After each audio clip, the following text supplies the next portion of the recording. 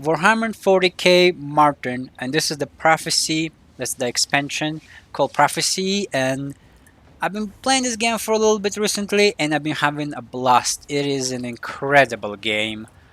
Uh, I was always a fan of Warhammer universe because I played the Ready to RTS game, but fight. it's not just Warhammer universe. I'm a generally fan of sci-fi fantasy. Doesn't matter whether it's Lord of the Rings, Star Wars, Star Trek, Stargate. I'm a huge fan of sci-fi and fantasy, and I love those kind of stuff. I like things that are not real or not like things that just people come up with just incredible things. And yeah, so I've been playing this game, I've been enjoying it, but that's not why I'm enjoying this game because of sci-fi fantasy. That's one of the aspect of it. The reason I'm enjoying this game is because I get to become so tanky. I'm pretty much just like nothing can kill me, and I'm loving it, right? And I love building super tanks, and I always fan of a melee combat. Even though there's like you can have shotguns and all kind of rifles and pistol in this game and stuff. You can carry a shield and a pistol as well. Even though the shotgun's kind of fun, but I'm just a fan of melee, and so I've been using the two-handed sword most of the time, and it's perfect for this build. I'm going for this full tank, and I'm also going for damage, right? At So I your level up my command. health and my melee combat first, and then I level up my crit, and now I'm leveling up my defense, and every 3 points in my crit, I would point 1 point in my defense, and so once I'm done leveling up, I'm probably going to concentrate on my path tree, put radical tree, put a couple of points up here, because I've been kind of radical. I've been saving most of the people. I'm not really into the heretic because they're all about let's kill everything, let's burn everything, and in some cases, I like most of those people I save should have honestly been killed if you're looking from the moral post perspective. Even though it doesn't really make sense when I said that, but because they have done such horrendous deeds, I mean, not all of them, but some of them I saved have done things that, oh, come on, they need to be killed. But from perspective from my when I'm playing as a character and not to be really immersively, I just think that keeping them alive will be more profitable for the empire and for me as well, as a whole, because At your they command. are addressing the same things that as we are addressing, right? Because they're doing all this experimentation to defeat the enemy, and so if you're looking from that perspective, I think it's better to keep them alive, because killing them is just there's no benefit in killing them. In fact, it's like easy way for them for them out. It's not because I'm thinking, well, it's about them repenting or something. No, I don't really care about their repentance. I care more from the lore perspective and from the immersion perspective, is that for them benefiting me and the empire as a whole, right? And so that's why I've been saving most of them, or at least that's how I look at things when I play this game. So yeah, and the other thing I'm loving about this game, like I said, you get to become so incredible tanky, and like at this point right now, nothing can kill me. I don't have to dodge anything in this game. I saw online a lot of people have been comparing this game to At your command. Path of Exile and saying that Path of Exile way better. It's not. It's not. Well, I guess it's very subjective. What's better is not. But for me, I put like good 800 hours in Path of Exile. It's the most frustrating game I have ever played. That was Path of Exile. I mean, one thing I like to do in these games like this is that I don't like to die. I like to look as if I'm playing hardcore mode, even though I'm not, because I did that a couple times. But I like to look as if I am playing hardcore mode, so I avoid death as much as I can, so I don't ever want to die, right? So that's why I always build super, super tanky. And in Path of Exile, it doesn't work that way. Doesn't matter what you build in Path of Exile, you will be dying, and that's what frustrates. Also, the whole potion is like you're a drug addict and you have to spam the potion, like give me this drug, like insane amounts of time you have to spend this potion. If you don't, you're gonna die. This game, I barely ever use my inoculator. I use my shield only because I press it right away. It has a long cooldown and I get to stack it up. So right now you can see my shield's at 10,000 because I pressed my shield twice already, and so you can stack up your shield right that way, which just gives you even more damage. I already have a lot of health, For the and my Emperor. shield is way more susceptible to damage than my actual health, right? Because I don't think your shield gets the same resistances, like the resistance from your defense tree. I think that only applies to your health Move. Move. or and to your suppression, but I don't think it applies to your shield. If that did, my shield would have like it would take a lot for my shield to get damaged. But you can take couple passive that will beef up my shield, which I'm taking next. And this passive right here gonna give me energy shield effectiveness and 25% energy shield damage reduction. So it'll make my shield even more tanky than it is right now, right? So I'm definitely gonna pick it up on my next leveling up, because I done leveling up my crit. I will not be picking up these 2 points because my suppression level barely ever goes to yellow, and it's never goes to red at this point because it's so enormous, right?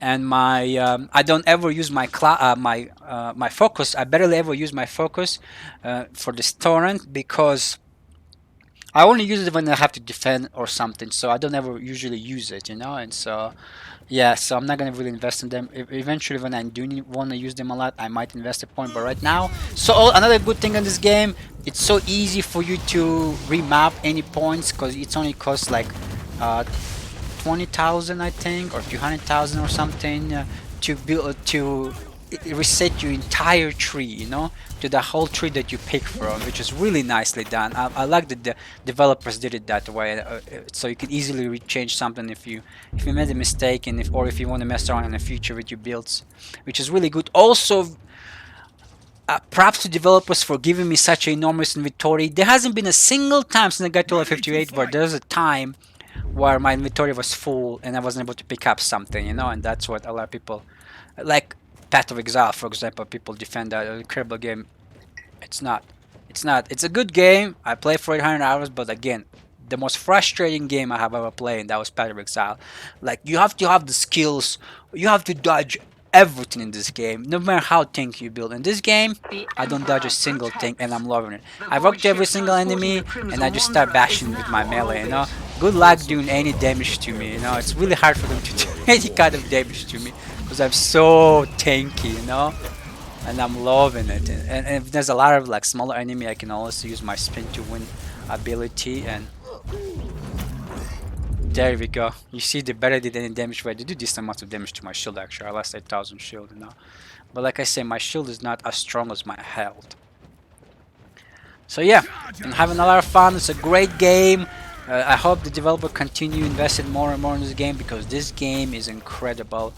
But few things that they need to fix.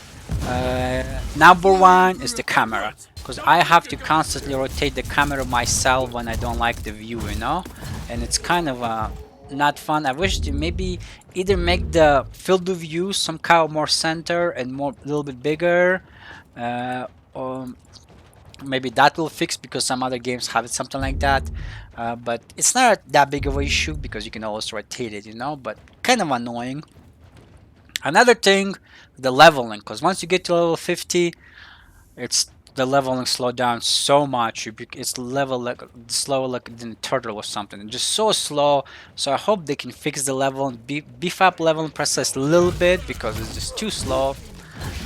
With the loot drop, one unfortunate thing once you get to level 50 is that you don't really get to pick up any good loot anymore.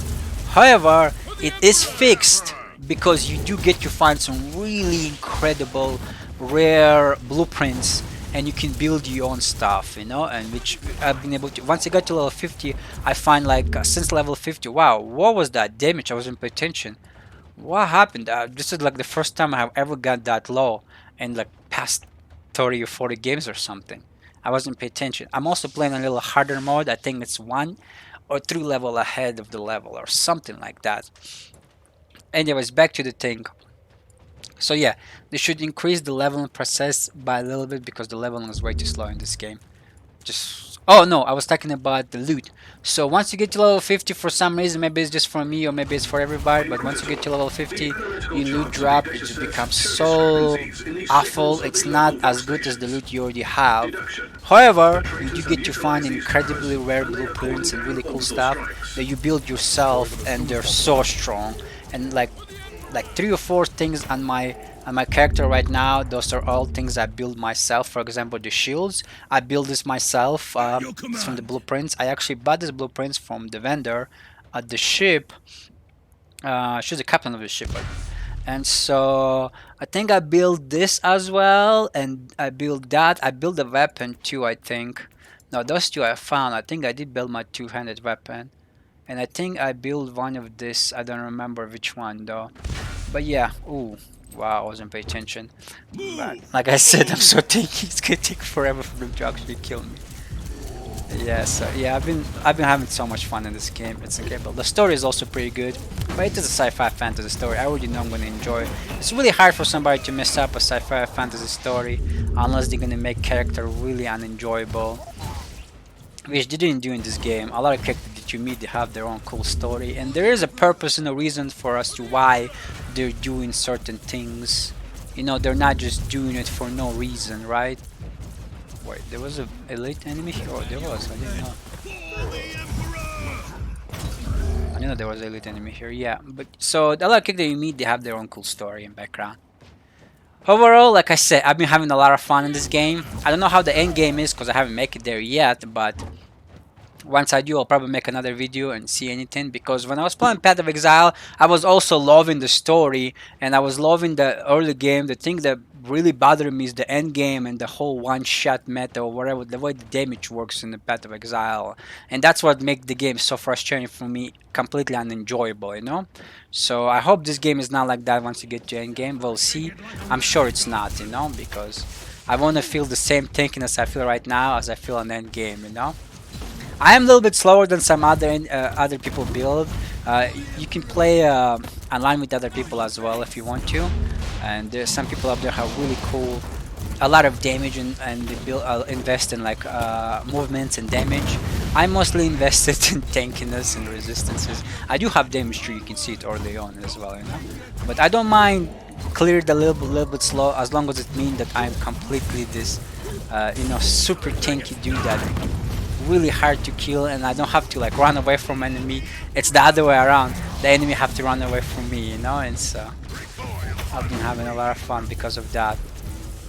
I did try out the other class, like the Necro class, their tech class technically, but you know, if you're looking from the action RPG style view, the technically Necro class, because they're spawning their minion class, you get to spawn different kind of minion. It was alright.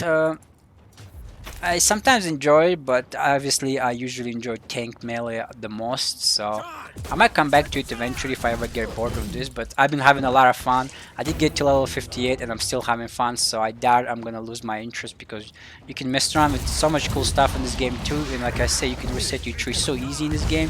You can always switch what you want, what weapon you want to use, what kind of damage you want to do, or anything, and it's really easy to switch that too. So yeah, that's my review for this game. It's an incredible game. I'm loving this game. I don't know, just giving it all pluses. Like I said, two things that I didn't like. Oh, a few quality of change things that they can do, or I'm not sure, maybe it's already in the game. And that is number one. Let me kill this guy really quickly. Actually, he's one of the elite guys. Oh, this guy's pretty weak. But number one. Thing that they can change in the game, and that is not change but add, that will make the game even more funner and more, and you can just do a lot of more cool builds with it, and that is the weapons. So when you equip different weapons, they give you different kinds of abilities, right? Like for example, I have regular bash ability, I have my spinning attack, as you can see it's here, and then I have this really powerful attack, armor breaking attack or cripple strike, and you just attack with your sword, like two-handed sword kind of attack. I wish you can switch some of this ability with other abilities. For example, if I can take maybe like one of the shield ability, or not even a shield, like let's say you have a hammer ability. I love this ability from my hammer, the one that allows me to this ability right here. You literally dodge to the enemy, right? When you press it, and if there's enemy around, you dodge there, and if there's not, you can still dodge there. So it would be nice if I can combine some of my other melee abilities. Let me put back the abilities that I mean the weapons that I already have here. So it would be nice if I can switch some of the abilities and change them around, maybe put that dash ability into here and still keep the other two abilities. It's probably gonna be too overpowered, but you know, once you get to that point, why does it matter? You know, as long as it's enjoyable for players, it doesn't really matter. And I think it would be a lot of more, you know, you can do a lot of more cool stuff with the weapons and then build your own weapons and stuff.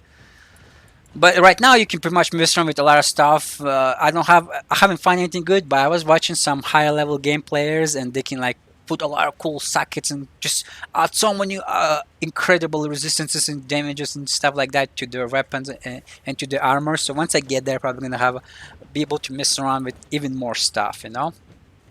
But yeah, great game. I'm enjoying it. I'm having fun. That's my review for this game.